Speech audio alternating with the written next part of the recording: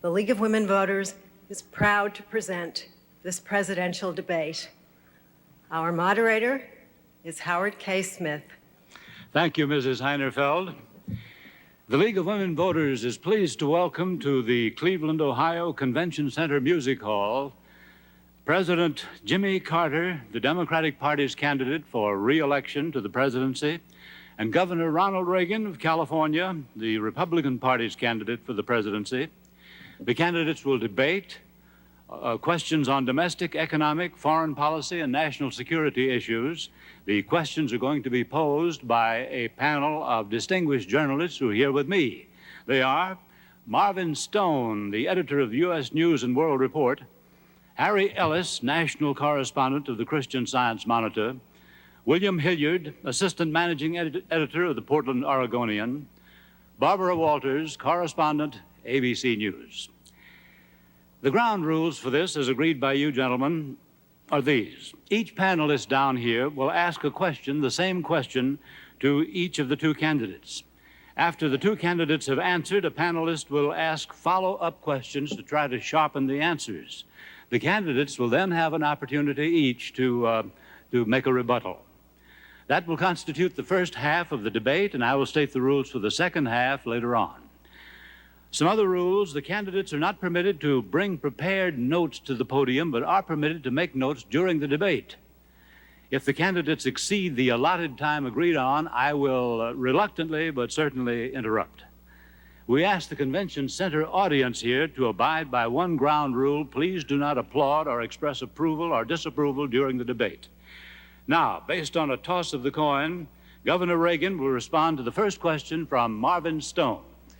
Governor, as you're well aware, the question of war and peace has emerged as a central issue in this campaign. In the give and take of recent weeks, President Carter has been criticized for responding late to aggressive Soviet impulses, for insufficient buildup of our armed forces, and a paralysis in dealing with Afghanistan and Iran.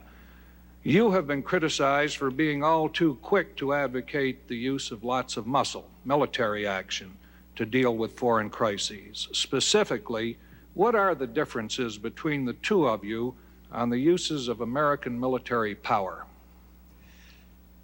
I don't know what the differences might be because I don't know what Mr. Carter's policies are. I do know what he has said about mine.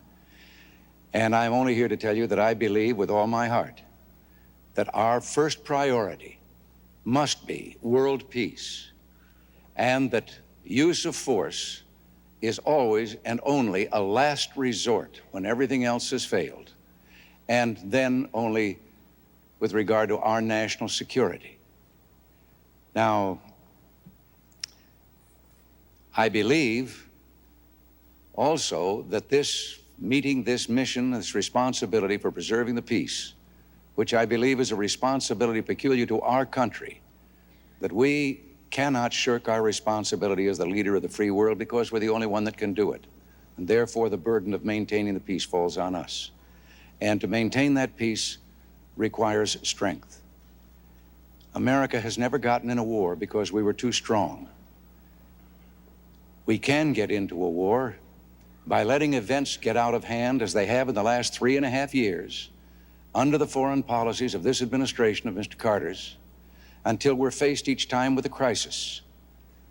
And good management in preserving the peace requires that we control the events and try to intercept before they become a crisis.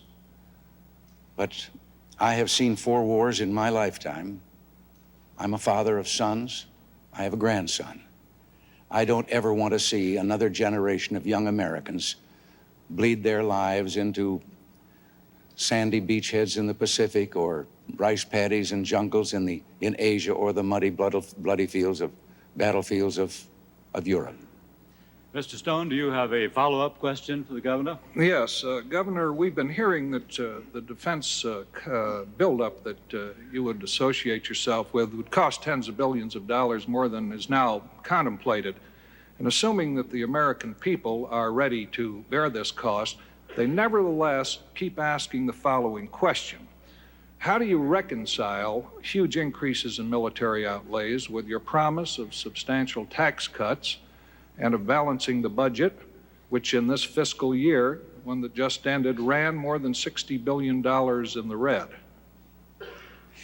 Well, Mr. Stone, I have submitted an economic plan that I've worked out in concert with a number of fine economists in this country, all of whom approve it and believe that over a 5-year projection, this plan can permit the extra spending for needed refurbishing of our defensive posture, that it can provide for a balanced budget by 1983, if not earlier, and that we can afford, along with the cuts that I have proposed in government spending, we can afford the tax cuts I have proposed, and probably mainly because Mr. Carter's economic policy has built into the next 5 years and on beyond that a tax increase that will be taking $86 billion more next year out of the people's pockets than was taken this year. And my tax cut does not come close to eliminating that $86 billion increase. I'm only reducing the amount of the increase.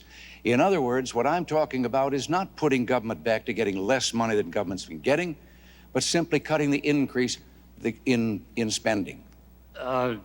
The same question now goes to President Carter. President Carter, would you like to have the question repeated? Yes, President Carter, the question of war and peace, a central issue in this campaign.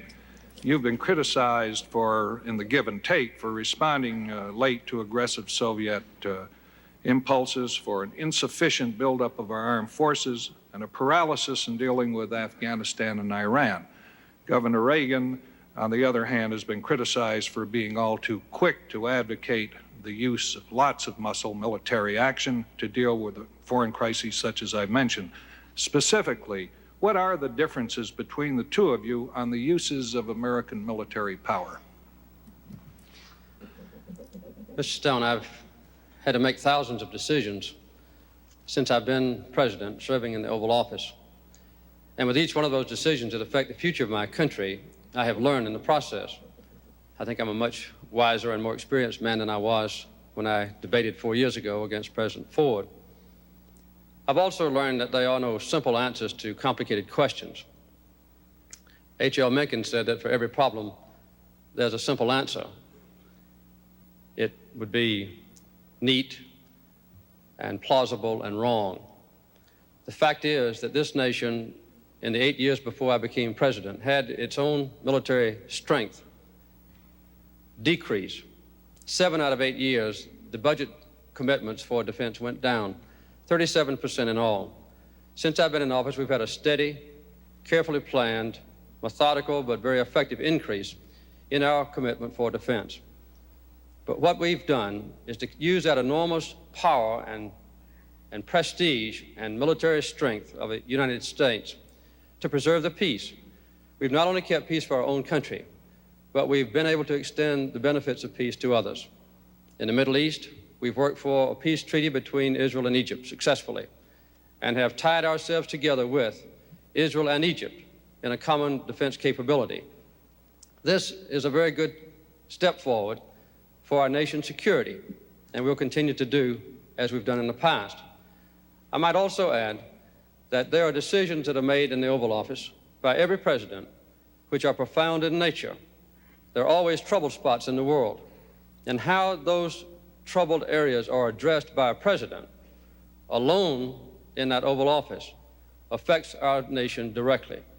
The involvement of the United States and also our American interest. That is a basic decision that has to be made so frequently by every president who serves. That's what I've tried to do successfully by keeping our country at peace. Mr. Stone, do you have a follow-up? Yes, I would like to be a little more specific on the use of military power, and let's talk about one area for a moment. Under what circumstances would you use military forces to deal with, for example, a shutoff of Persian oil Gulf, if that should occur, or to counter a Russian expansion beyond Afghanistan into either Iran or Pakistan? I ask this question in view of charges that we are woefully unprepared to project sustained, and I emphasize the word sustained power in that part of the world. Mr. Stone, in my State of the Union address earlier this year, I pointed out that any threat to the stability or security of the Persian Gulf would be a threat to the security of our own country. In the past, we've not had an adequate military presence in that region. Now we have two major carrier task forces. We have access to facilities in 5 different areas of that region. And we've made it clear that working with our allies and others, that we are prepared to address any foreseeable eventuality which might interrupt commerce with that crucial area of the world. But in doing this, we have made sure that we address this question peacefully, not injecting American military forces into combat, but letting the strength of our nation be felt in a beneficial way. This, I believe, has assured that our interests will be protected in the Persian Gulf region, as we've done in the Middle East and throughout the world. Governor Reagan, you have a minute to comment or rebut.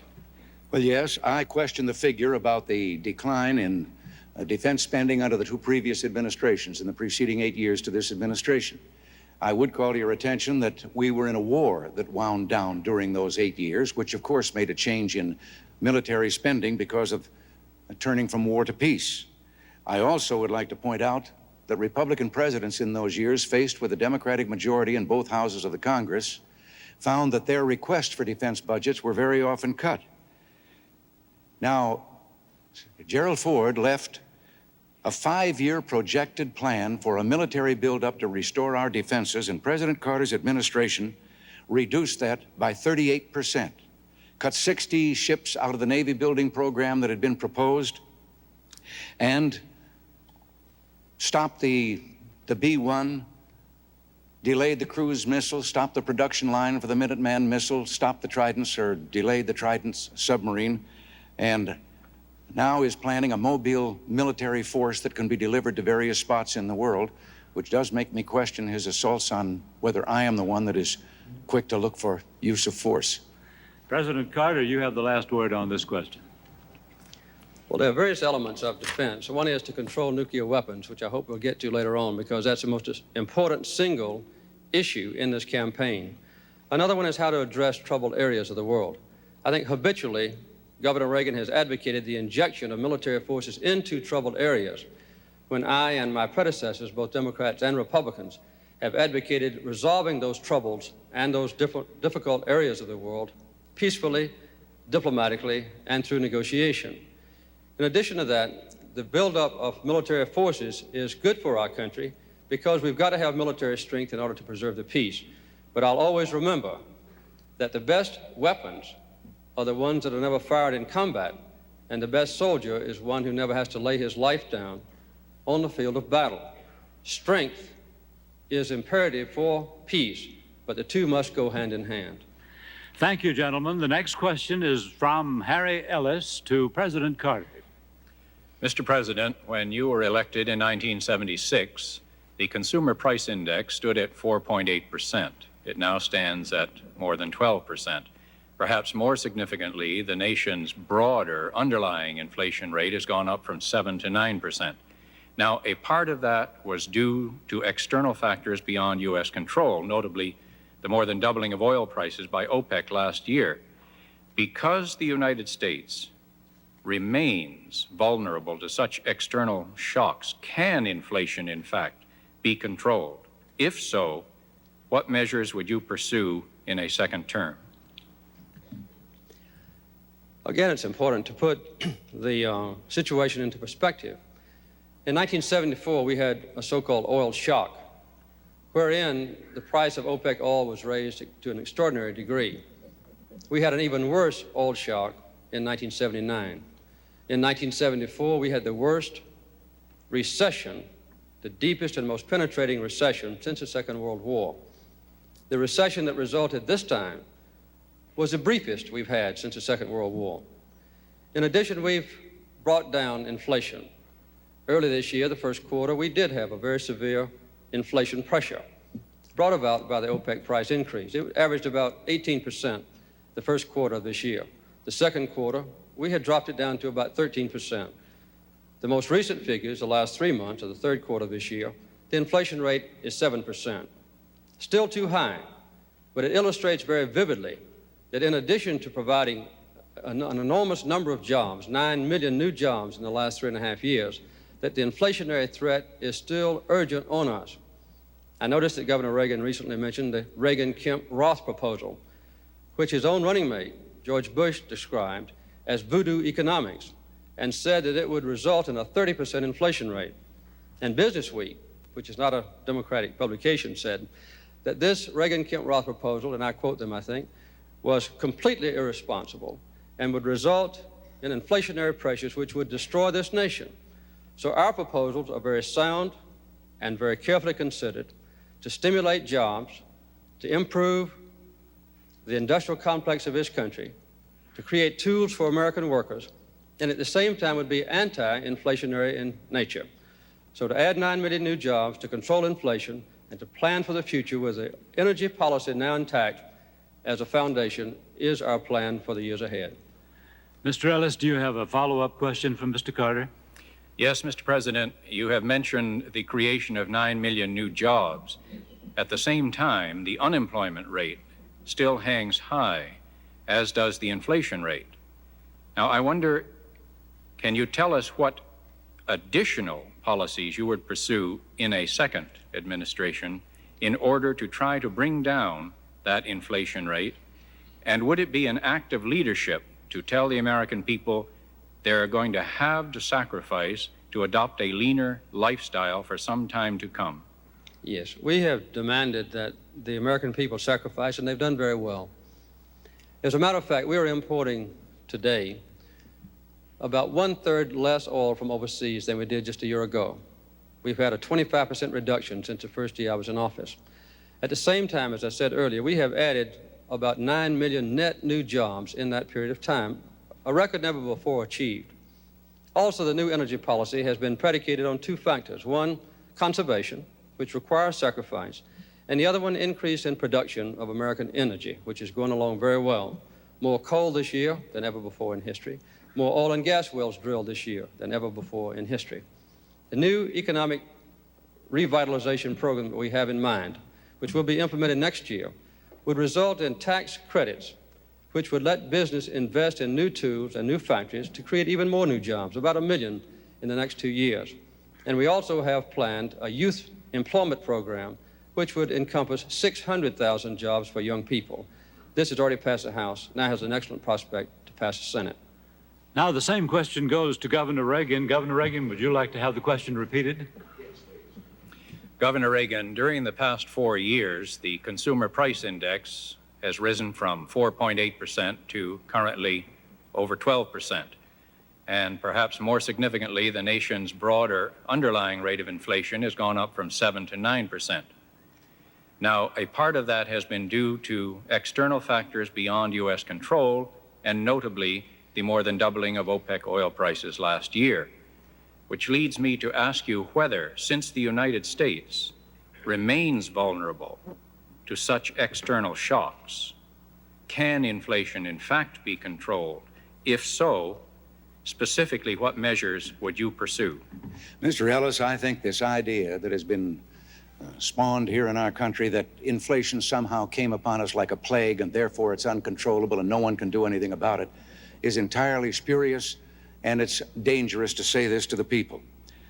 When Mr. Carter became president, inflation was 4.8%, as you said. It had been cut in 2 by President Gerald Ford.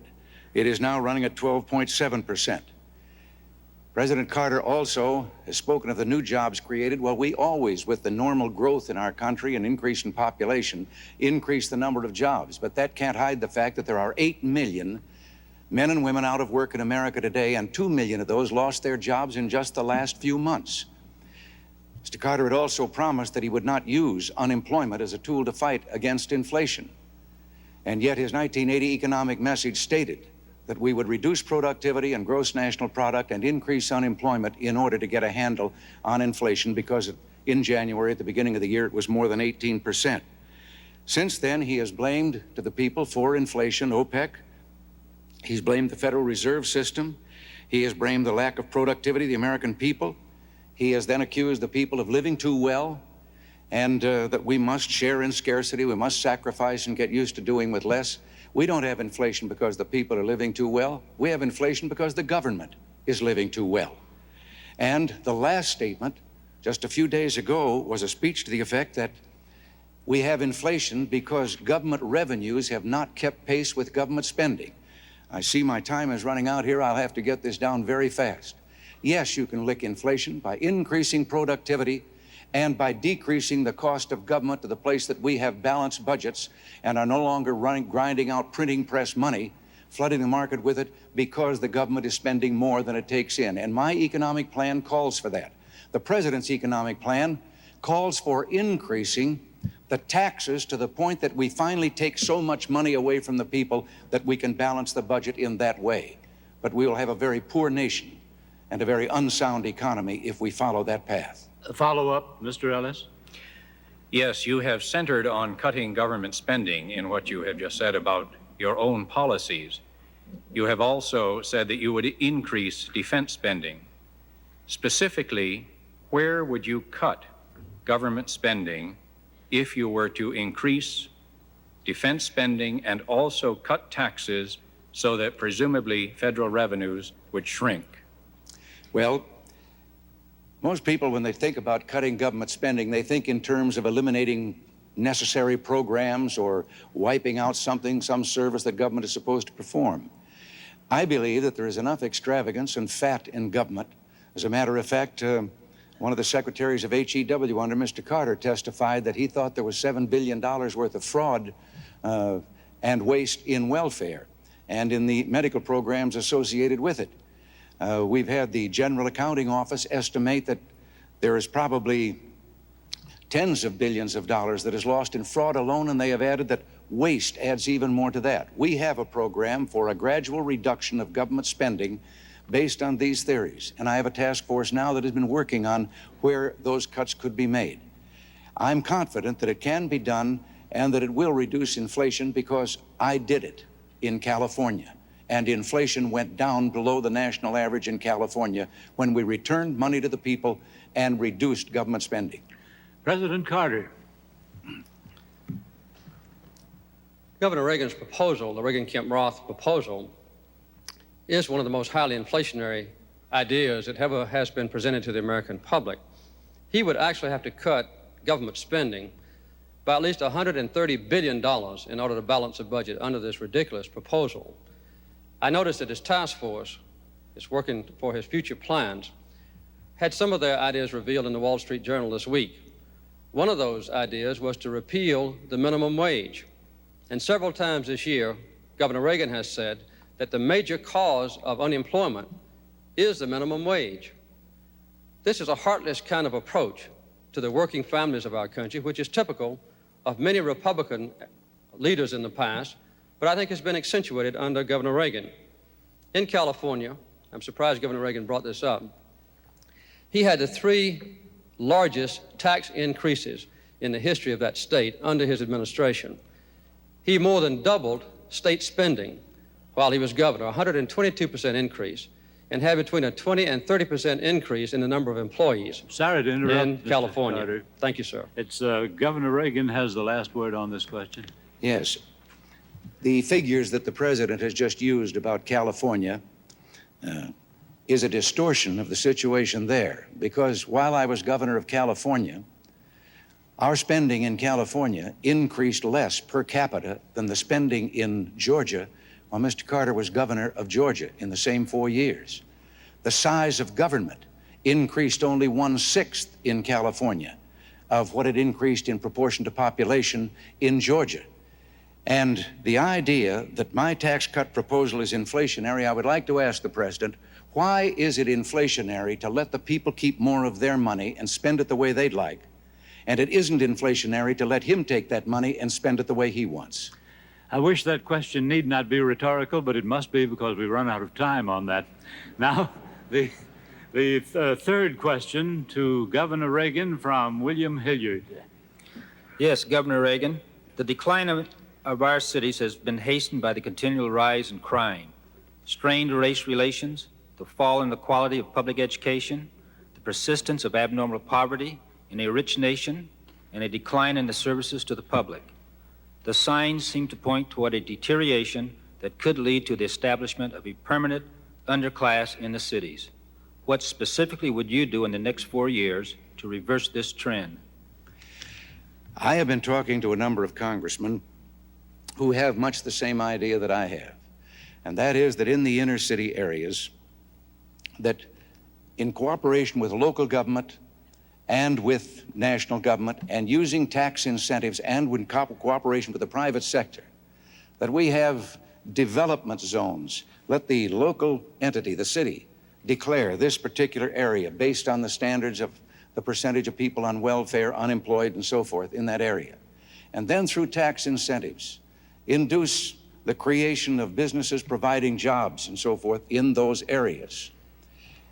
The elements of government through these tax incentives, for example, a business that would not have for a period of time an increase in the property tax reflecting its development of the unused property that it was making, wouldn't be any loss to the city because the city isn't getting any tax from that now. And there would simply be a delay. And on the other hand, many of the people that would then be given jobs are presently wards of the government, and it wouldn't hurt to give them a tax incentive because that wouldn't be costing government anything either. I think there are things to do in this regard. I stood in the South Bronx on the exact spot that President Carter stood on in 1977. You have to see it to believe it. It looks like a bombed out city. Great gaunt skeletons of buildings, windows smashed out, painted on one of them, unkept promises, on another, despair. And this was the spot at which President Carter had promised that he was going to bring in a vast program to rebuild this department. There are this area, there are whole blocks of land that are left bare, just bulldozed down flat. And nothing has been done, and they are now charging to take tourists through there to see this terrible desolation. I talked to a man just briefly there who asked me one simple question: do I have reason to hope that I can someday take care of my family again? Nothing has been done. Follow up, Mr. Hilliard. Yes, Governor Reagan. Blacks and other non-whites are increasing in numbers in our cities. Many of them feel that they are facing a hostility from whites that prevents them from joining the economic mainstream of our society. There is racial confrontation in the schools, on jobs, and in housing as non-whites seek to reap the benefits of a free society. What do you think is the nation's future as a multiracial society? I believe in it. I am eternally optimistic, and I happen to believe that we've made great progress from the days when I was young and when this country didn't even know it had a racial problem. I know those things can grow out of despair in an inner city, when there's hopelessness at home, lack of work and so forth. But I believe that all of us together, and I believe the presidency is what Teddy Roosevelt said it was. It's a bully pulpit.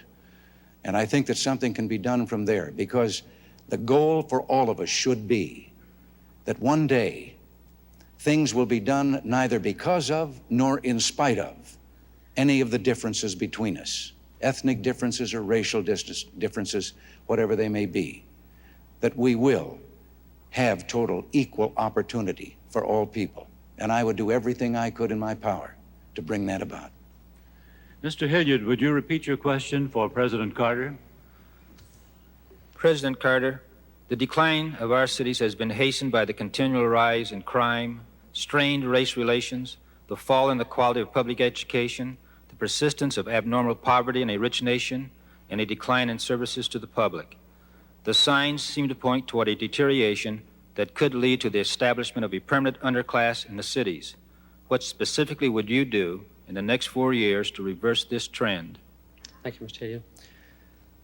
When I was campaigning in 1976, everywhere I went, the mayors and local officials were in despair about the rapidly deteriorating central cities of our nation.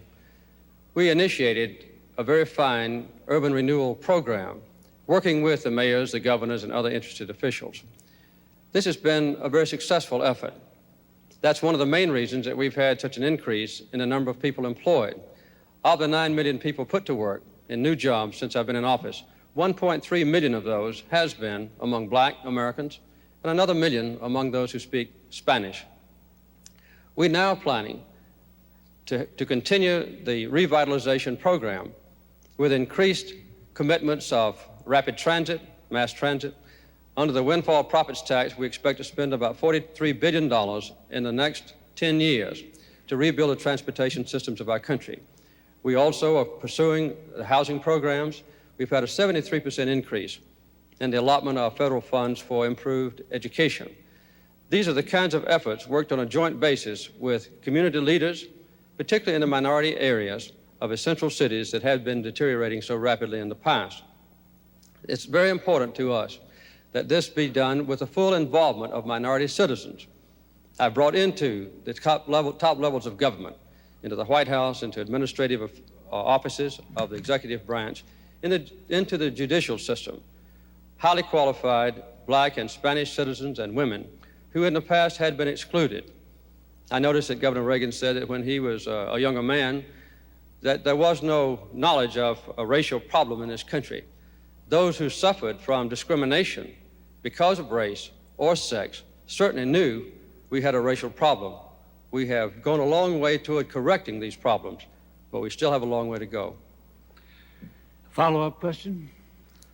Yes, President Carter, I'd like to repeat the same follow-up to you. Blacks and other non-whites are increasing in numbers in our cities. Many of them feel that they are facing a hostility from whites that prevents them from joining the economic mainstream of our society. There is racial confrontation in the schools, on jobs, and in housing as non-whites seek to reap the benefits of a free society. What is your assessment of the nation as a future and multiracial society? Ours is a nation of refugees, a nation of immigrants. Almost all of our citizens came here from other lands and now have hopes which are being realized for a better life, preserving their ethnic commitments, their family structures, their religious beliefs, preserving their relationships with their relatives in foreign countries, but still forming themselves together in a very coherent society, which gives our nation its strength. In the past, those minority groups have often been excluded from participation in the affairs of government. Since I've been president, I've appointed, for instance, more than twice as many Black federal judges as all previous presidents in the history of this country.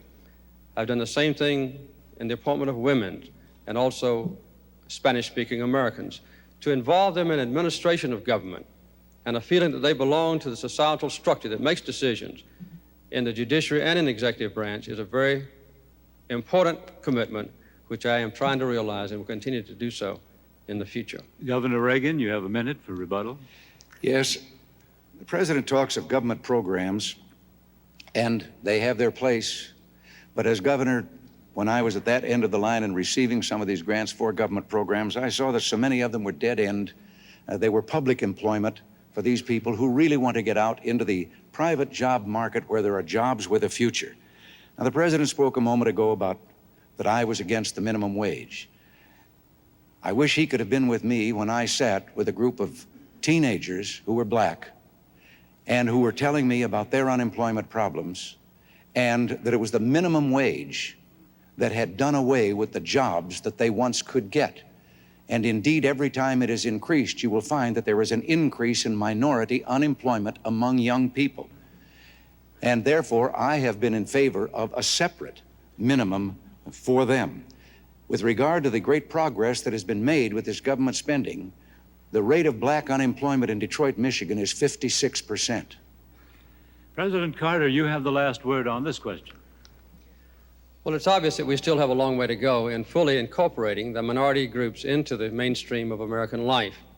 We have made good progress, and there's no doubt in my mind that the commitment to unemployment compensation, the minimum wage, welfare, national health insurance, those kinds of commitments that have typified the Democratic Party since ancient history in this country's political life are a very important element of the future. In all those elements, Governor Reagan has repeatedly spoken out against them, which to me shows a very great insensitivity to giving deprived families a better chance in life. This, to me, is a very important difference between him and me in this election, and I believe the American people will judge accordingly. There is no doubt in my mind that in the downtown central cities, with the new commitment on an energy policy, with a chance to revitalize homes and to make them more fuel efficient, with a chance for a synthetic fuels program, solar power, this will give us an additional opportunity for jobs which will pay rich dividends. Thank you, gentlemen. Now for the fourth question to President Carter from Barbara Walters. Mr. President, the eyes of the country tonight are on the hostages in Iran. I realize this is a sensitive area, but the question of how we respond to acts of terrorism goes beyond this current crisis. Other countries have policies that determine how they will respond. Israel, for example, considers hostages like soldiers and will not negotiate with terrorists. For the future, Mr. President, the country has the right to know, do you have a policy for dealing with terrorism wherever it might happen? And what have we learned from this experience in Iran that might cause us to do things differently if this or something similar happens again? Barbara, one of the blights on this world is the threat and the activities of terrorists. At one of the recent economic summit conferences between myself and the other leaders of the Western world, we committed ourselves to take strong action against terrorism. Airplane hijacking was one of the elements of that commitment. There is no doubt that we have seen in recent years, in recent months, additional acts of violence against Jews in France and, of course, against those who live in Israel by the PLO and other terrorist organizations. Ultimately, the most serious terrorist threat is if one of those radical nations who believe in terrorism as a policy should have atomic weapons. Both I and all my predecessors have had a deep commitment to controlling the proliferation of nuclear weapons in countries like Libya or Iraq. We have even alienated some of our closest trade partners because we have insisted upon the control of the spread of nuclear weapons to those potentially terrorist countries. When Governor Reagan has been asked about that, he makes a very disturbing comment that non-proliferation or the control of the spread of nuclear weapons is none of our business. And when he was asked specifically recently about Iraq, he said there's nothing we can do about it. This ultimate terrorist threat is the most fearsome of all, and it's part of a pattern where our country must stand firm to control terrorism of all kinds. Ms. Walters, a follow-up? Yes, while we are discussing policy, had Iran not taken American hostages, I assume that in order to preserve our neutrality, we would have stopped the flow of spare parts and vital war materials once war broke out between Iraq and Iran. Now we're offering to lift the ban on such goods if they let our people come home. Doesn't this reward terrorism, compromise our neutrality, and possibly antagonize nations now friendly to us in the Middle East? We will maintain our position of neutrality in the Iran and Iraq war. We have no plans to sell additional material or goods to Iran that might be of a warlike nature. When I made my decision to stop all trade with Iran as a result of the taking of our hostages, I announced then and have consistently maintained since then that if the hostages are released safely, that we would make delivery on those items which Iran owns, which they have bought and paid for. Also, that the frozen Iranian assets would be released. That's been a consistent policy, one I intend to carry out. Would you repeat the question now for Governor Reagan, please, Ms. Walters? Yes.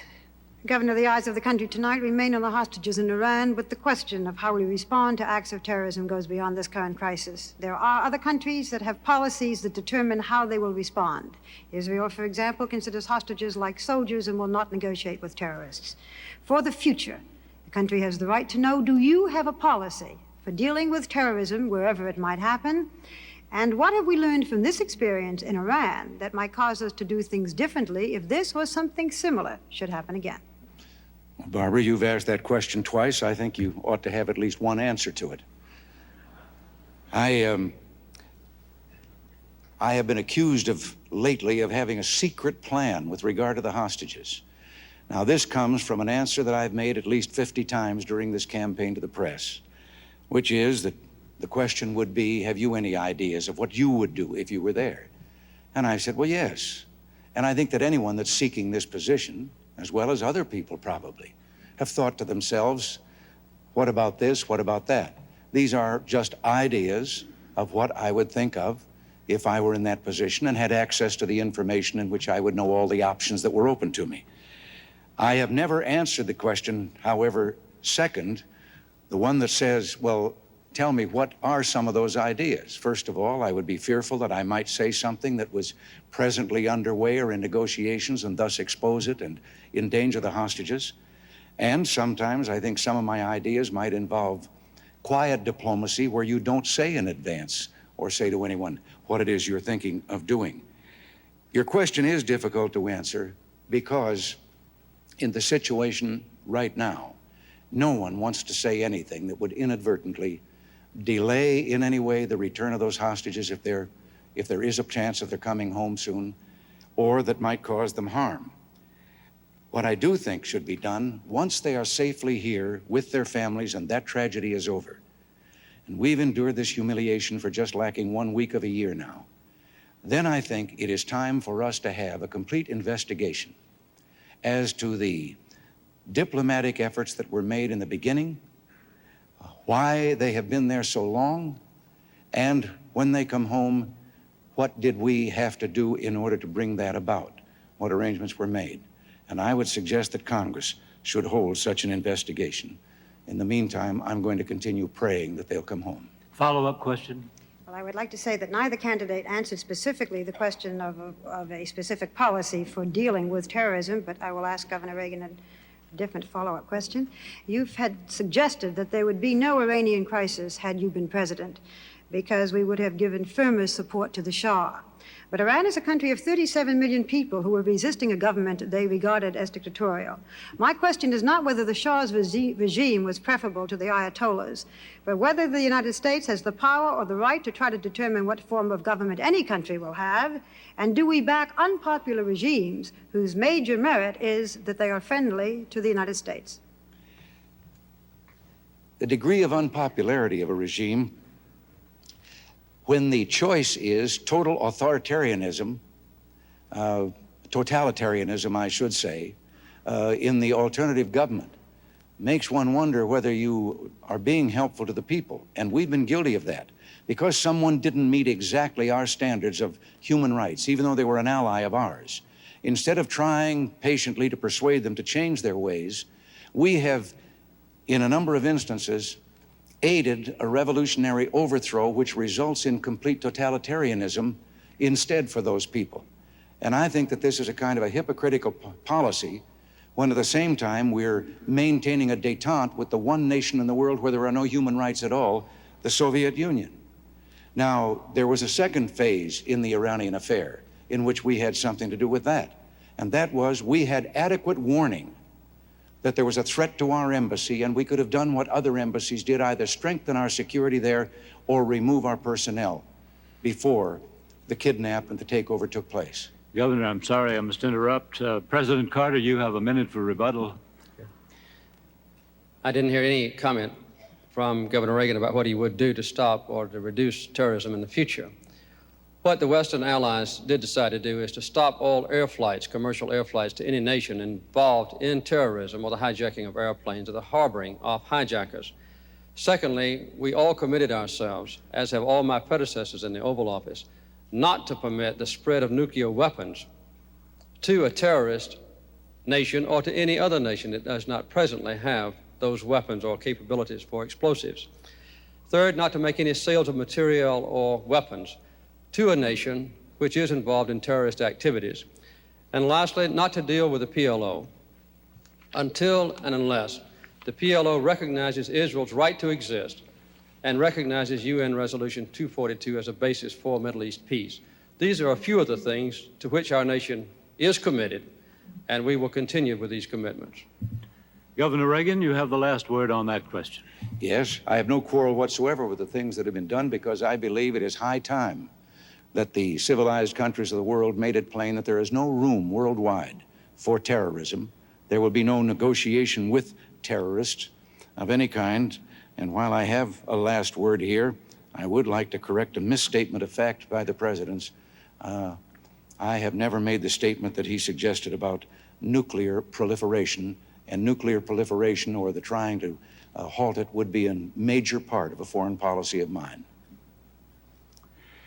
Thank you, gentlemen. That is the first half of the debate. Now the rules for the second half, quite simple. They're only complicated when I explain them.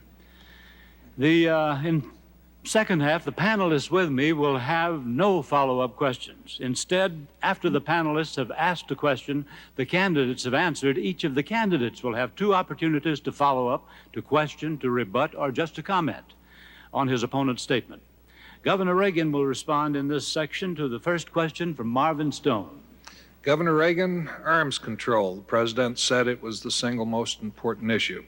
Both of you have expressed the desire to end the nuclear arms race with Russia, but by methods that are vastly different. You suggest that we scrap the SALT II treaty already negotiated and intensify the buildup of American power to induce the Soviets to sign a new treaty, one more favorable to us. Yes.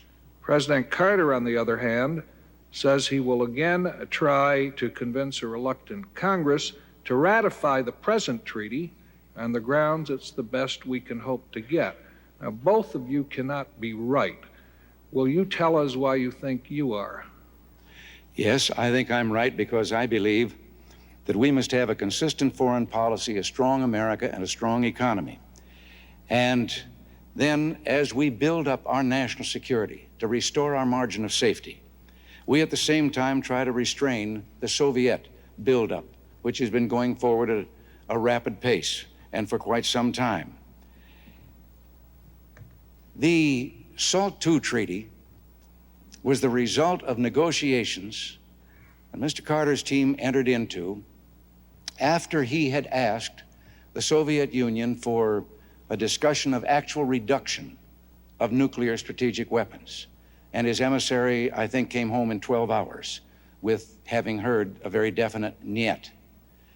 But taking that one no from the Soviet Union, we then went back into negotiations on their terms because Mr. Carter had canceled the B-1 bomber, delayed the MX, delayed the Trident submarine, delayed the cruise missile, shut down the missile man, the Minuteman missile production line, and whatever other things that might have been done.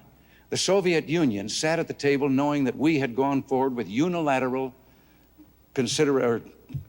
concessions without any reciprocation from them whatsoever.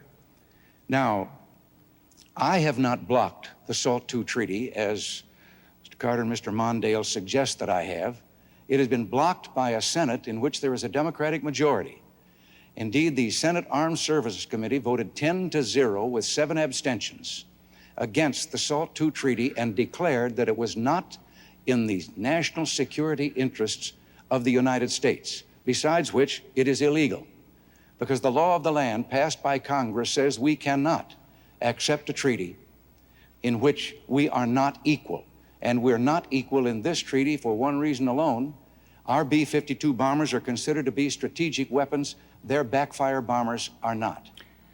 Governor, I have to interrupt you at that point. The time's up for that. But the same question now to President Carter.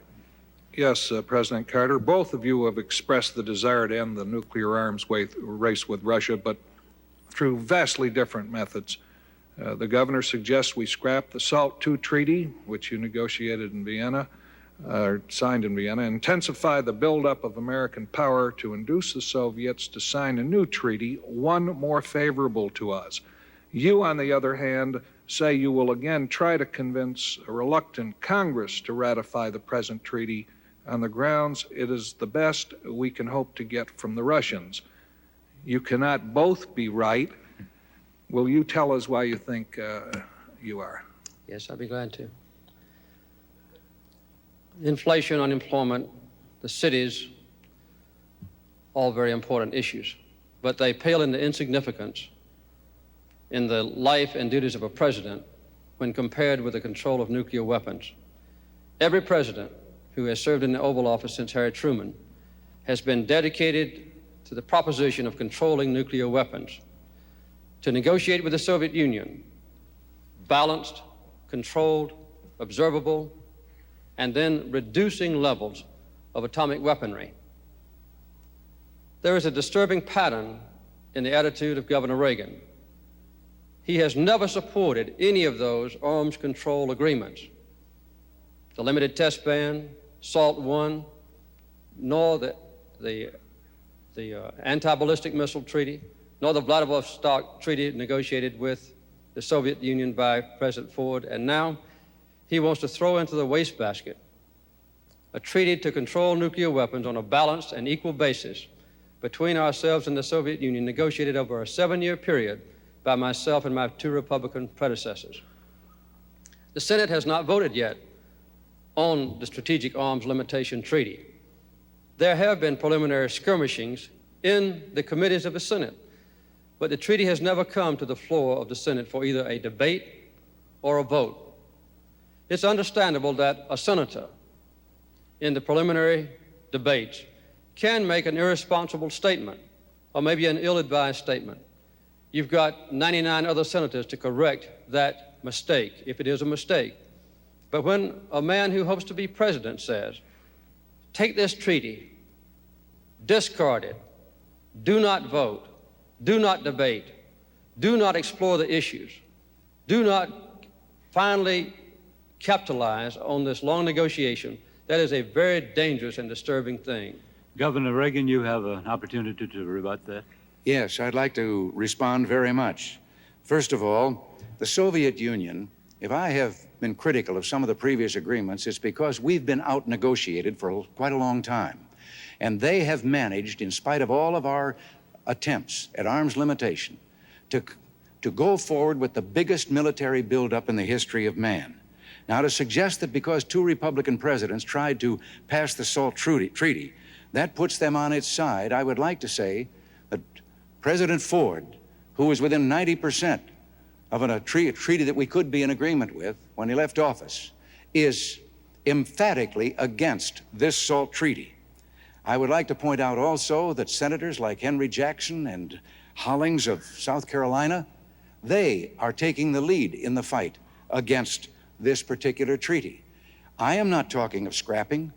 I am talking of taking the treaty back and going back into negotiations, and I would say to the Soviet Union, we will sit and negotiate with you as long as it takes to have not only legitimate arms limitation, but to have a reduction of these nuclear weapons to the point that neither one of us represents a threat to the other. That is hardly throwing away a treaty and being opposed to arms limitation. President Carter? Yes. Governor Reagan is making some very misleading and disturbing statements. He not only advocates the scrapping of his treaty, and I don't know that these men that he quotes are against the treaty in its final form, but he also advocates the possibility, he said it's been a missing element, of playing a trump card against the Soviet Union of a nuclear arms race and insisting upon nuclear superiority by our own nation as a predication for negotiation in the future with the Soviet Union. If President Brezhnev said, we will scrap this treaty, negotiated under 3 American presidents over a 7-year period of time, we insist upon nuclear superiority as a basis for future negotiations, and we believe that the launching of a nuclear arms race is a good basis for future negotiations, it's obvious that I, as president, and all Americans would reject such a proposition. This would mean the resumption of a very dangerous nuclear arms race. It would be very disturbing to American people. It would change the basic tone and commitment that our nation has experienced ever since the Second World War, with all presidents, Democratic and Republican, and would also be very disturbing to our allies, all of whom support this nuclear arms treaty. In addition to that, the adversarial relationship between ourselves and the Soviet Union would undoubtedly deteriorate very rapidly. This attitude is extremely dangerous and belligerent in its tone, although it's said with a quiet voice. Governor Reagan? I know the president is supposed to be replying to me, but sometimes I have a hard time in connecting what he's saying with what I have said or what my positions are. Sometimes think it's like the witch doctor that gets mad when a good doctor comes along with a cure that'll work. My point I have made already, Mr. President, with regard to negotiating, it does not call for nuclear superiority on the part of the United States. It calls for a mutual reduction of these weapons, as I say, to the point that neither of us can represent a threat to the other. And to suggest that the SALT II treaty that your negotiators negotiated was just a continuation and based on all of the preceding efforts by 2 previous presidents is just not true.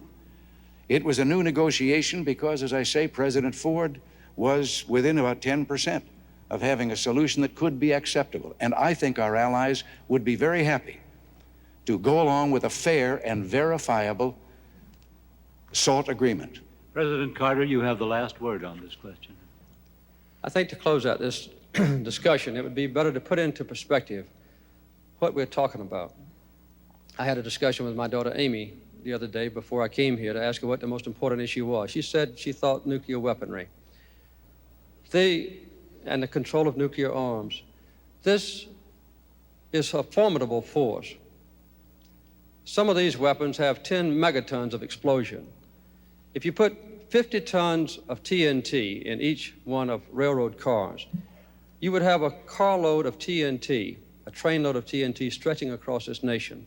That's one major war explosion in a warhead.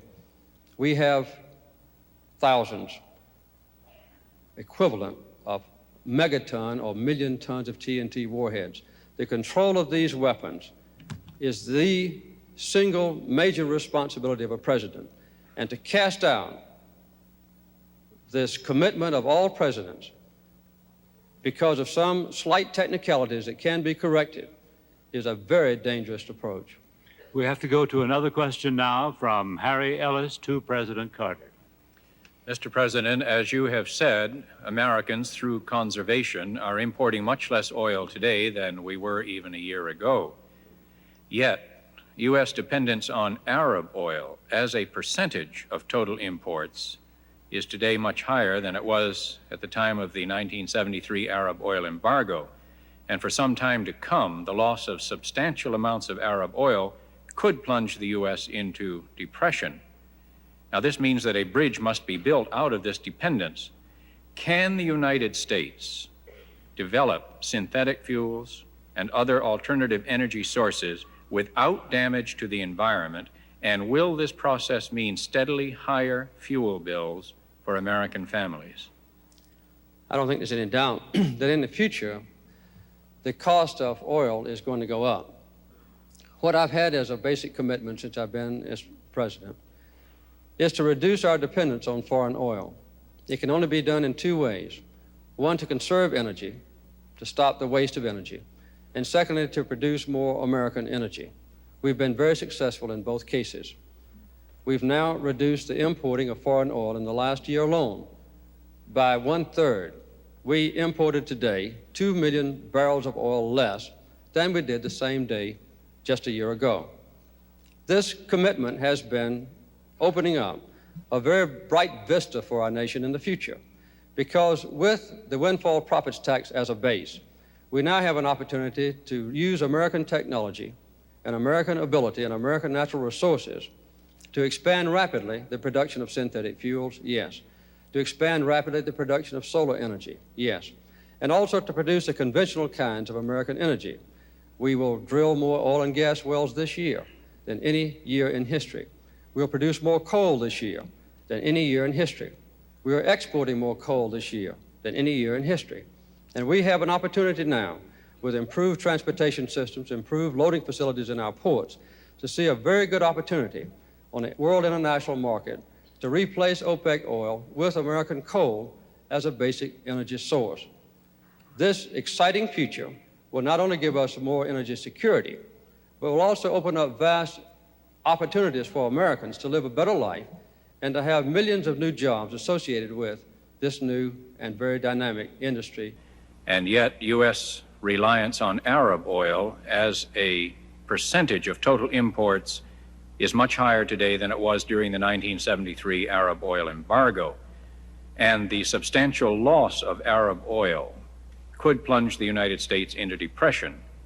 The question is whether the development of alternative energy sources in order to reduce this dependence can be done without damaging the environment, and will it mean for American families steadily higher fuel bills?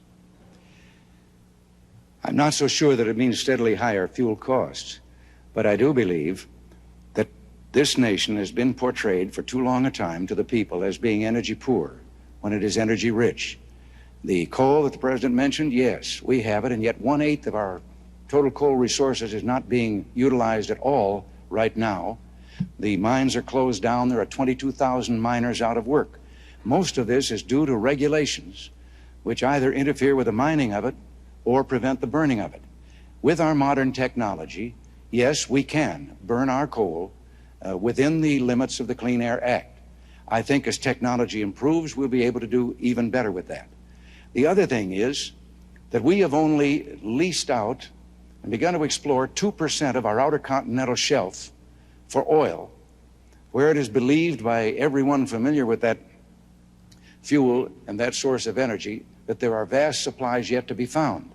Our government has, in the last year or so, taken out of multiple use millions of acres of public lands that once were, while they were public lands, subject to multiple use exploration for minerals and so forth. It is believed that probably 70% of the potential oil in the United States is probably hidden in those lands, and no one is allowed to even go and explore to find out if it is there. This is particularly true of the recent efforts to shut down part of Alaska. Nuclear power, there were 36 power plants planned in this country. And let me add the word safety. It must be done with the utmost of safety. But 32 of those have given up and canceled their plans to build. And again, because government regulations and permits and so forth make it take more than twice as long to build a nuclear plant in the United States as it does to build one in Japan or in Western Europe. We have the sources here. We are energy rich. And coal is one of the great potentials we have. President Carter, your comment? Yes, sir. To repeat myself, we have this year the opportunity, which we'll realize, to produce 800 million tons of coal, an unequaled record in the history of our country. Governor Reagan says that this is not a good achievement, and he blames restraints on coal production on regulations that affect the life and the health and safety of miners, and also regulations that protect the purity of our air and the quality of our water and our land. We cannot cast aside those regulations. We have a chance in the next 15 years, insisting upon the health and safety of workers in the mines, and also preserving the same high air and water pollution standards to triple the amount of coal we produce. Governor Reagan's approach to our energy policy, which has already proven its effectiveness, is to repeal or to change substantially the windfall profits tax, to return a major portion of $227 billion back to the oil companies, to do away with the Department of Energy, to short-circuit our synthetic fuels program, to put a minimal emphasis on solar power, to emphasize strongly nuclear power plants as a major source of energy in the future. He wants to put all our eggs in one basket and give that basket to the major oil companies. Governor Reagan. That is a misstatement, of course, of my position. I just happen to believe that free enterprise can do a better job of producing the things that people need than government can. The Department of Energy has a multi-billion-dollar budget in excess of $10 billion. It hasn't produced a quart of oil or a lump of coal or anything else in the line of energy. And for Mr. Carter to suggest that I want to do away with the safety laws and with the laws that pertain to clean water and clean air and so forth, as governor of California, I took charge of passing the strictest air pollution laws in the United States, the strictest air quality law that has ever been adopted in the United States, and we created an OSHA, an Occupational Safety and Health Agency for the protection of employees, before the federal government had one in place, and to this day, not one of its decisions or rulings has ever been challenged. So I think some of those charges are missing the point. I am suggesting that there are literally thousands of unnecessary regulations that invade every facet of business and indeed very much of our personal lives, that are unnecessary, that government can do without, that have added $130 billion to the cost of production in this country, and that are contributing their part to inflation. And I would like to see us a little more free as we once were. President Carter, another crack at that? Sure. As a matter of fact, the air pollution standard laws that were passed in California were passed over the objections of Governor Reagan. And this is a very well-known fact. Also, recently, when someone suggested that the Occupational Safety and Health Act should be abolished, Governor Reagan responded, "Amen." The offshore drilling rights is a question that Governor Reagan raises often. As a matter of fact, in the proposal for the Alaska lands legislation, 100% of all the offshore lands would be open for exploration, and 95% of all the Alaska lands where it is suspected or believed that minerals might exist. We have, with our 5-year plan for the leasing of offshore lands, proposed more land to be drilled than has been opened up for drilling since this program first started in 1954. So we're not putting restraints on American exploration. We're encouraging it in every way we can. Governor Reagan, you have the last word on this question.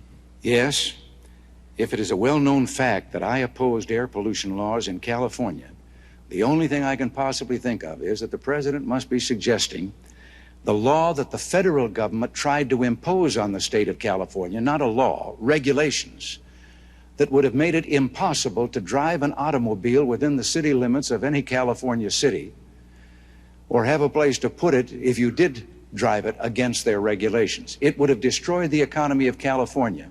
And I must say we had the support of Congress when we pointed out how ridiculous this attempt was by the Environmental Protection Agency. We still have the strictest air control or air pollution laws in the country. As for offshore oiling, only 2% now is so leased and is producing oil. The rest, as to whether the lands are going to be opened in the next 5 years or so, we're already 5 years behind in what we should be doing. There is more oil now in the wells that have been drilled than has been taken out in the 121 years that they've been drilled. Thank you, Governor. Thank you, Mr. President. The next question goes to Governor Reagan from William Hilliard. Governor Reagan, wage earners in this country, especially the young, are supporting a Social Security system that continues to affect their income drastically. The system is fostering a struggle between the young and the old and is drifting the country toward a polarization of these two groups. How much longer can the young wage earner expect to bear the ever-increasing burden of the Social Security system? The Social Security system was based on a false premise with regard to how fast the number of workers would increase and how fast the number of retirees would increase. It is actuarially out of balance. And this first became evident about 16 years ago, and some of us were voicing warnings then. Now it is trillions of dollars out of balance. And the only answer that has come so far is the biggest single tax increase in our nation's history, the payroll tax increase for Social Security, which will only put a Band-Aid on this and postpone the day of reckoning by a few years at most. What is needed is a study that I have proposed by a task force of experts to look into this entire problem as to how it can be reformed and made actuarially sound, but with the premise that no one presently dependent on Social Security is going to have the rug pulled out from under them and not get their check. We cannot frighten, as we have with the threats and the campaign rhetoric that has gone on in this campaign, our senior citizens. Leave them thinking that in some way they're endangered and they would have no place to turn. They must continue to get those checks, and I believe that the system can be put on a sound actuarial basis. But it's going to take some study and some work, and not just passing a tax increase to let the load or the roof fall in on the next administration. Would you repeat that question for President Carter? Yes, President Carter, wage earners in this country, especially the young, are supporting a Social Security system that continues to affect their income drastically. The system is fostering a struggle between young and old and is drifting the country toward a polarization of these two groups. How much longer can the young wage earner expect to bear the ever-increasing burden of the Social Security system? As long as there's a Democratic president in the White House, we will have a strong and viable Social Security system free of the threat of bankruptcy. Although Governor Reagan has changed his position lately, on 4 different occasions he has advocated making Social Security a voluntary system. which would in effect very quickly bankrupt it. I noticed also in the Wall Street Journal earlier this week that a preliminary report of his task force advocates making Social Security more sound by reducing the adjustments in Social Security for the retired people to compensate for the impact of inflation. These kinds of approaches are very dangerous to the security and the well-being and the peace of mind of the retired people of this country and those approaching retirement age. But no matter what it takes in the future to keep Social Security sound, it must be kept that way. And although there was a serious threat to the Social Security system and its integrity during the 1976 campaign and when I became president, the action of the Democratic Congress working with me has been to put Social Security back on a sound financial basis. That's the way it will stay. Governor Reagan. Well, that just isn't true. It, as I said, delayed the actuarial imbalance falling on us for just a few years with that increase in taxes, and I don't believe we can go on increasing the tax because the problem for the young people today is that they're paying in far more than they can ever expect to get out. Now, again, this statement that somehow I wanted to destroy it and I just changed my tune, that I was for voluntary Social Security, which would mean the ruin of it. Mr. President, the voluntary thing that I suggested many years ago was that a young man, orphaned and raised by an aunt who died, his aunt was ineligible for Social Security insurance because she was not his mother. And I suggested that if this is an insurance program, certainly the person who's paying in should be able to name his own beneficiaries. And that's the closest I've ever come to anything voluntary with Social Security. I, too, am pledged to a Social Security program that will reassure these senior citizens of ours they're going to continue to get their money. There are some changes I'd like to make. I would like to make a change that discriminates in the regulations against a wife who works and finds that she then is faced with a choice between her husband's benefits if he dies first, or what she has paid in, but it does not recognize that she has also been paying in herself and she is entitled to more than she presently can get. I'd like to change that. President Carter's rebuttal now. Right. These constant suggestions that the basic Social Security system should be changed does cause concern and consternation among the aged of our country. It's obvious that we should have a commitment to them, that Social Security benefits should not be taxed, and that there would be no peremptory change in the standards by which Social Security payments are made to the retired people. We also need to continue to index the Social Security payments so that if inflation rises, the Social Security payments would rise a commensurate degree to let the buying power of the Social Security check continue intact. In the past, the relationship between Social Security and Medicare has been very important to provide some modicum of aid for senior citizens in the retention of health benefits. Governor Reagan, as a matter of fact, began his political career campaigning around this nation against Medicare. Now we have an opportunity to move toward national health insurance with an emphasis on the prevention of disease, an emphasis on outpatient care, not inpatient care, an emphasis on hospital cost containment to hold down the cost of hospital care for those who are ill, an emphasis on catastrophic health insurance, so that if a family is threatened with being wiped out economically because of a very high medical bill, then the insurance would help pay for it. These are the kind of elements of a national health insurance important to the American people. Governor Reagan, again, typically is against such a proposal. Governor? There you go again. When I opposed Medicare, there was another piece of legislation meeting the same problem before the Congress. I happened to favor the other piece of legislation and thought that it would be better for the senior citizens and provide better care than the one that was finally passed. I was not opposing the principle of providing care for them. I was opposing one piece of legislation as versus another. There is something else about Social Security, of course, that doesn't come out of the payroll tax. It comes out of the general fund that something should be done about.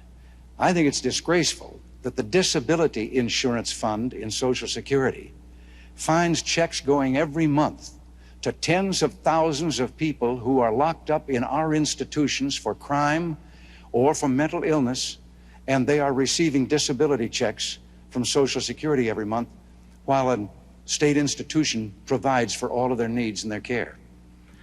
President Carter, you have the last word on this question. I think this debate on Social Security, Medicare, national health insurance typifies as vividly as any other subject tonight the basic historical differences between the Democratic Party and the Republican Party. The allusions to basic changes in the minimum wage is another, and the deleterious comments that Governor Reagan has made about unemployment compensation.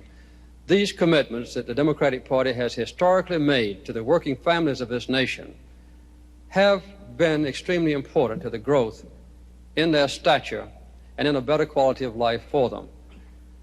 I noticed recently that Governor Reagan frequently quotes Democratic presidents in his acceptance address and otherwise. I have never heard a candidate for president who is a Republican quote a Republican president. But when they get in office, they try to govern like Republicans. So it's good for the American people to remember there is a sharp, basic, historical difference between Governor Reagan and me on these crucial issues, also between the two parties that we represent. Thank you, Mr. President. Governor Reagan, we now go to another question. A question to President Carter by Barbara Walters. Thank you. You have addressed some of the major issues tonight, but the biggest issue in the minds of American voters is yourselves, your ability to lead this country. When many voters go into that booth just a week from today, they will be voting their gut instinct about you men. You've already given us your reasons why people should vote for you. Now would you please tell us, for this your final question, why they should not vote for your opponent, why his presidency could be harmful to the nation, and having examined both your opponent's record and the man himself, tell us his greatest weakness. Robert, reluctant as I am to say anything critical about Governor Reagan, I'll try to answer your question. First of all is the historical perspective that I've just described. This is a contest between a Democrat and a mainstream of my party, as exemplified by the actions that I've taken in the Oval Office the last 4 years, as contrasted with Governor Reagan, who in most cases does typify his party, but in some cases there is a radical departure by him from the heritage of Eisenhower and others. The most important, crucial difference in this election campaign, in my judgment, is the approach to the control of nuclear weaponry and the inclination to control or not to control the spread of atomic weapons to other nations that don't presently have it, particularly the terrorist nations. The inclination that Governor Reagan has exemplified in many troubled times since he's been running for president, I think since 1968, to inject American military forces in places like North Korea, to put a blockade around Cuba this year, or in some instances to project American forces into a fishing dispute against the small nation of Ecuador on the west coast of South America. This is typical of his long-standing inclination on the use of American power not to resolve disputes diplomatically and peacefully, but to show that the exercise of military power is best proven by the actual use of it. Obviously, no president wants war, and I certainly do not believe that Governor Reagan, if he were president, would want war.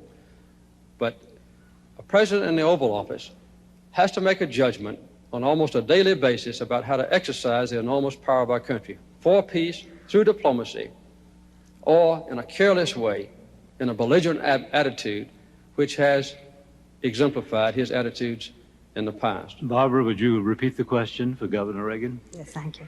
Realizing that you may be equally reluctant to speak ill of your opponent, may I ask why people should not vote for your opponent, why his presidency could be harmful to the nation, and having examined both your opponent's record and the man himself, could you tell us his greatest weakness?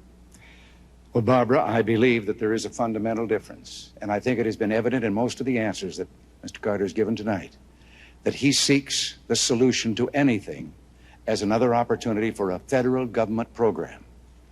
I happen to believe that the federal government has usurped powers and autonomy and authority that belongs back at the state and local level. It has imposed on the individual freedoms of the people, and that there are more of these things that could be solved by the people themselves if they were given a chance, or by the levels of government that were closer to them.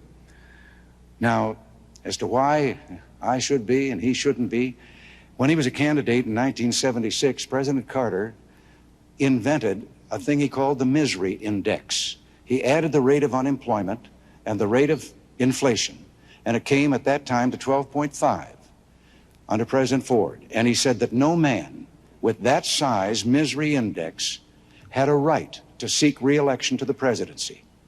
Today, by his own decision, the misery index is in excess of 20%. And I think this must suggest something.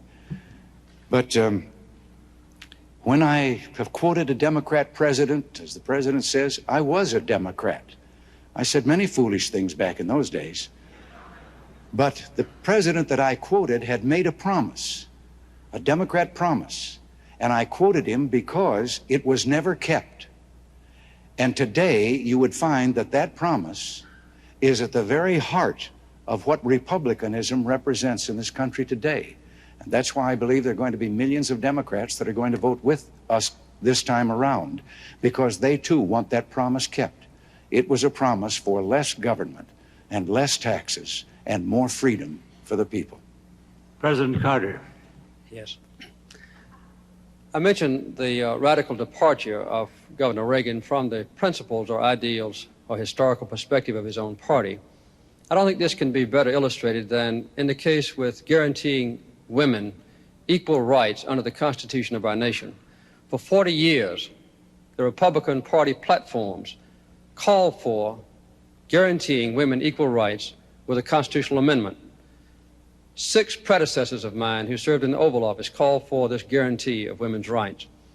Governor Reagan and the new Republican Party has departed from this commitment, a very severe blow to the opportunity for women finally to correct discrimination under which they have suffered.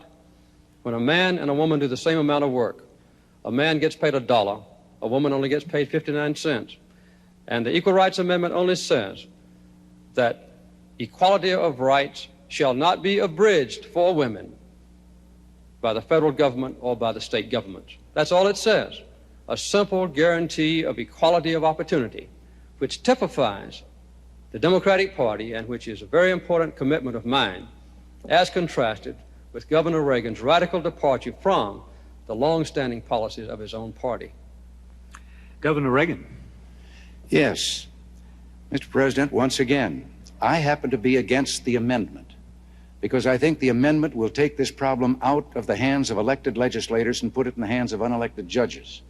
I am for equal rights, and while you have been in office for 4 years and not one single state, and most of them have a majority of Democratic legislators, has added to the ratification or voted to ratify the Equal Rights Amendment, while I was governor more than 8 years ago, I found 14 separate instances where women were discriminated against in the body of California law, and I had passed and signed into law 14 statutes that eliminated those discriminations, including the economic ones that you have just mentioned, equal pay and so forth. I believe that if in all these years that we've spent trying to get the amendment, that we'd spent as much time correcting these laws as we did in California, and we were the first to do it. If I were president, I would also now take a look at the hundreds of federal regulations which discriminate against women and which go right on while everyone is looking for an amendment. I would have someone ride herd in those regulations, and we'd start eliminating those discriminations in the federal government against women. President Carter. Howard, I'm a Southerner, and I share the basic beliefs of my region about an excessive government intrusion into the private affairs of American citizens and also into the private affairs of the free enterprise system. One of the commitments that I made was to deregulate the major industries of this country. We've been remarkably successful with the help of the Democratic Congress. We've deregulated the air industry. the rail industry, the trucking industry, financial institutions, now working on the communications industry. In addition to that, I believe this element of discrimination is something that the South has seen so vividly as a blight on our region of the country, which has now been corrected. Not only racial discrimination, but discrimination against people that have to work for a living. Because we have been trying to pick ourselves up by our bootstraps since the long Depression years and lead a full and useful life in the affairs of this country. We've made remarkable success. It's part of my consciousness and my commitment to continue this progress. So my heritage as a Southerner, my experience in the Oval Office, convinces me that what I've just described is a proper course for the future. Governor Reagan, yours is the last word. Well, my last word is again to say that we were talking about this very simple amendment in women's rights. And I make it plain again, I am for women's rights. But I would like to call the attention of the people to the fact that that so-called simple amendment could be used by mischievous men to destroy discriminations that properly belong by law to women, respecting the physical differences between the two sexes, labor laws that protect them against doing things that would be physically harmful to them. Those could all be challenged by men. And the same would be true with regard to combat service in the military and so forth. I thought that was the subject we were supposed to be on, but if we're talking about how much we think about the working people and so forth, I'm the only fellow that ever ran for this job who was 6 times president of his own union and still has a lifetime membership in that union. Gentlemen, each of you now have 3 minutes for a closing statement. President Carter, you're first. First of all, I'd like to thank the League of Women Voters for making this debate possible. I think it's been a very constructive debate, and I hope it's helped to acquaint the American people with the sharp differences between myself and Governor Reagan. Also, I want to thank the people of Cleveland and Ohio for being such hospitable hosts during this last few hours in my life. I've been president now for almost 4 years. I've had to make thousands of decisions, and each one of those decisions has been a learning process. I've seen the strength of my nation, and I've seen the crises that it approached in a tentative way, and I've had to deal with those crises as best I could. As I've studied the record between myself and Governor Reagan, I've been impressed with the stark differences that exist between us. I think the results of this debate indicate that that fact is true. I consider myself in the mainstream of my party. I consider myself in the mainstream even of the bipartisan list of presidents who served before me. The United States must be a nation strong. The United States must be a nation secure. We must have a society that's just and fair. And we must extend the benefits of our own commitment to peace to create a peaceful world. I believe that since I've been in office, there have been 6 or 8 areas of combat evolved in other parts of the world. In each case, I alone have had to determine the interest of my country and the degree of involvement of my country.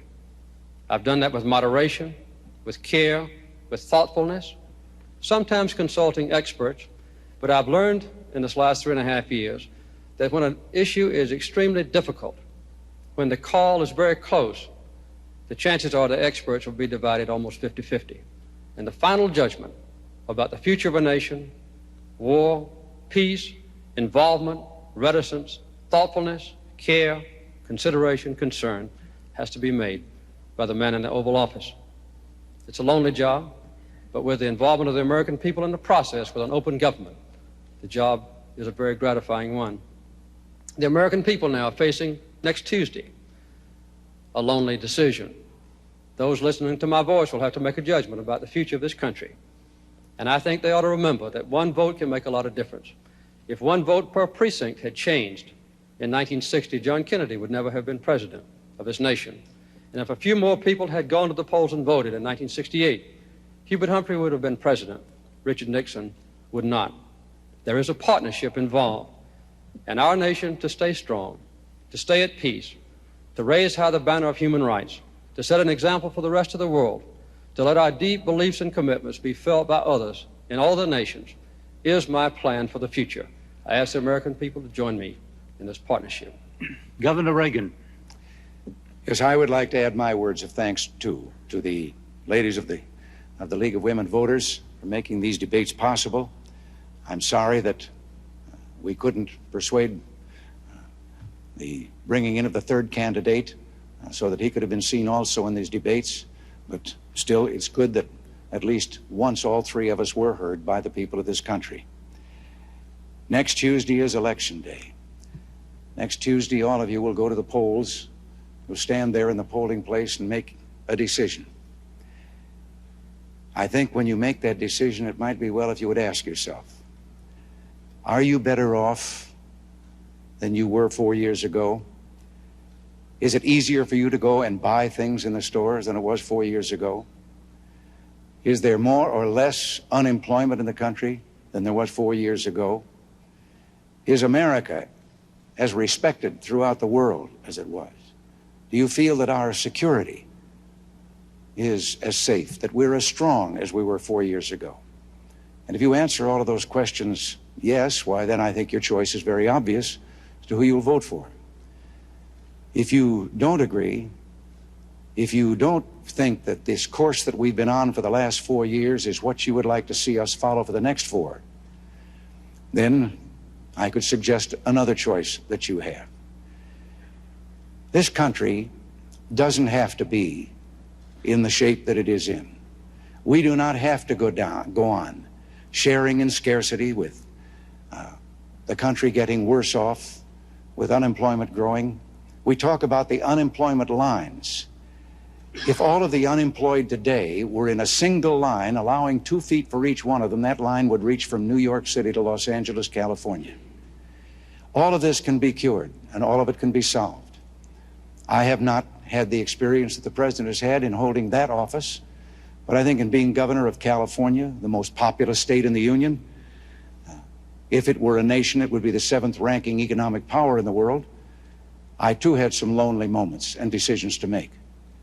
I know that the economic program that I have proposed for this nation in the next few years can resolve many of the problems that trouble us today. I know because we did it there.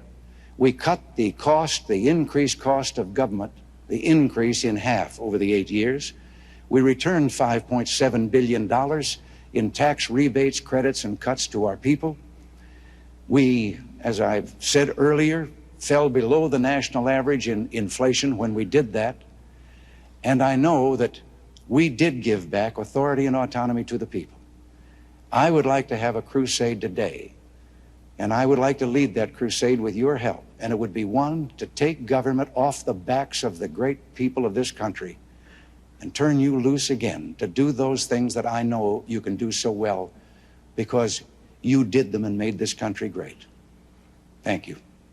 Gentlemen, ladies and gentlemen, for 60 years, the League of Women Voters has been committed to citizen education and effective participation of Americans in governmental and political affairs. The most critical element of all in that process is an informed citizen who goes to the polls and who votes. On behalf of the League of Women Voters now, I would like to thank President Carter and Governor Reagan for being with us in Cleveland tonight. And ladies and gentlemen, thank you and good night.